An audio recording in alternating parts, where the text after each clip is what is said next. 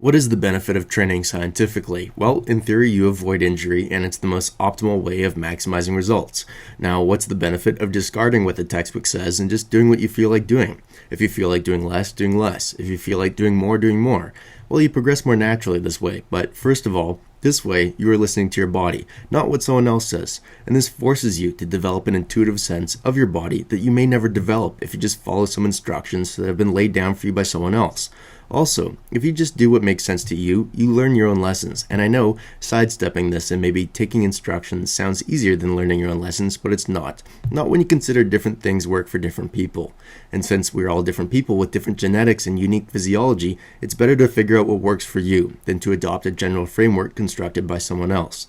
There are many more benefits involved in not adopting a scientific approach that are less cerebral, some even scientific themselves, because not all scientific factors are factored into the scientific approach to bodybuilding, like motor learning, for example, which you improve when you don't follow the pre-prescribed set and rep range because that only takes into account a couple of factors, like what is best for maximizing hypertrophy, and just assumes that you're already good at recruiting muscle fiber. It doesn't take into account the value of doing many reps in the beginning to iron out a neuromuscular pathway that actually enables you to recruit maximum muscle fiber for that 3 sets of 6 to 12 reps in the textbook.